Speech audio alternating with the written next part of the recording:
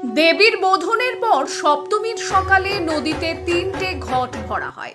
একটি কুলদেবীর, একটি কলাবউ এবং একটি মা দুর্গার। ঘট ভরে আসার সময় ঘাট থেকে মন্দির পর্যন্ত 5 রাউন্ড শূন্যে গুলি ছোড়া হয়। রীতিমতো সীমান্ত সুরক্ষা বাহিনীর উপস্থিতিতে লাইসেন্স প্রাপ্ত বন্দুক থেকে এই গুলি চালানো হয়। রায়বাড়ির এমন পুজোর প্রচলন দেখতে ভিড় করেন বহু মানুষ। 224 বছরের পুরনো হবিবপুর ব্লকের তিলাসন গ্রামের রায়বাড়ির দুর্গাপুজো আজও নিয়ম নিষ্ঠার সঙ্গে সম্পন্ন হয়। 1800 সালে রায় পরিবারের পূর্বপুরুষ শিবপ্রসাদ রায়ের হাত দিয়েই শুরু হয়েছিল এই দুর্গাপুজো। জমিদার পরিবার হিসেবে আজও পরিচিতি রয়েছে রায়বাড়ির। পূর্বপুরুষ শিবপ্রসাদ রায় দেবী দুর্গার আরাধনায় মত্ত হন। রথযাত্রার দিন প্রথম মাটি ও খড় দিয়ে মূর্তি তৈরির প্রথম কাজ শুরু করা হয়। মহালয়ার দিন পর্যন্ত প্রতিবার নির্মাণের কাজ চলে এবং মহালয়ার রাতে মায়ের চক্ষু দান করা হয়। অষ্টমী ও নবমীর দিন গ্রামবাসী ও শহরের বহু লোককে কার্ডের মাধ্যমে নেমন্তন্ন করা হয়। রায় পরিবারের নবম পুরুষ রাকেশ কুমার রায় ওরফে পাপ্পু রায় জানান, ধুমধাম করে নবমী পর্যন্ত চলবে পুজো এবং ভোজনের আয়োজন। রায় পরিবারের স্থানীয় মৃৎশিল্পী দুর্গা প্রতিমাটি তৈরি করছেন। রায় পরিবারের পুজো উদ্যোক্তা রাকেশ কুমার রায় বলেন, 224 বছরের পুরনো রায়বাড়ির দুর্গাপুজো মহালয়ার দিন থেকেই দেবীর আরাধনা শুরু হয়। মূল পুজো আরম্ভ হয় ষষ্ঠীর সন্ধ্যায়। সপ্তমীর সকালে নাট মন্দির থেকে সামান্য দূরে পুনর্ভবা নদীতে ঘট ভরা হয় এবং কলাবউকে স্নান করানো হয়। এলাকার শান্তি রক্ষা এবং পূর্বপুরুষদের স্মৃতির উদ্দেশ্যে শূন্যে গুলি ছোড়ার প্রচলন রয়েছে। দশমীর দিন পরিবারের রীতি মেনেই দেবী দুর্গার বিসর্জন দেওয়া হয়। দশমীর দিন চলতে থাকে আদিবাসী নৃত্য ও খিচুড়ি প্রসাদ বিতরণ। 1800 সালে প্রথম শুরু করা হয়।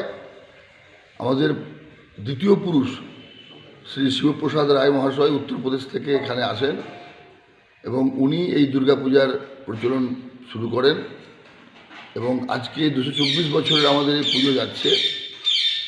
এমনি মহালয়ার পর থেকে আমাদের পুজো শুরু হয়ে যায়, কিন্তু আসল পুজো শুরু হয় ষষ্ঠীর দিন সন্ধ্যাবেলা থেকে।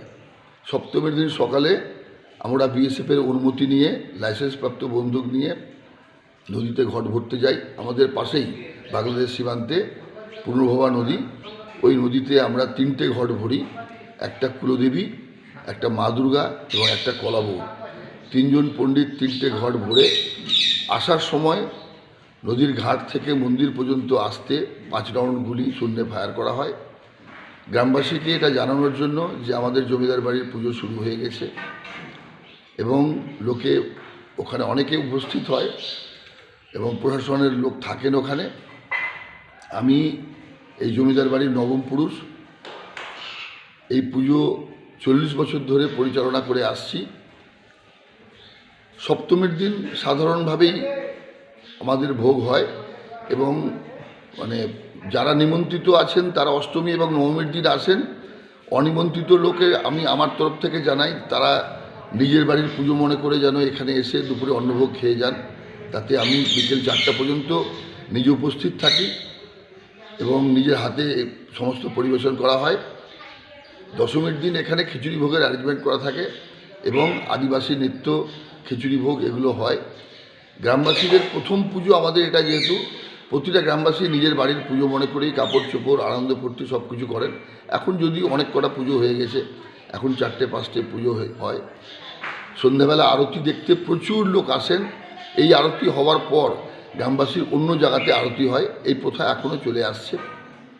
জানি না আগে কেউ মানবে কি মানবে না, কিন্তু জমিদার বাড়ির আরতি প্রথম হওয়ার পরেই অন্যান্য জায়গার আরতি হয়।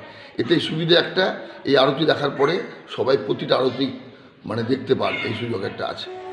আমি শ্রী রাকেশ কুমার রায় ওর পাপ্পু, নমস্কার।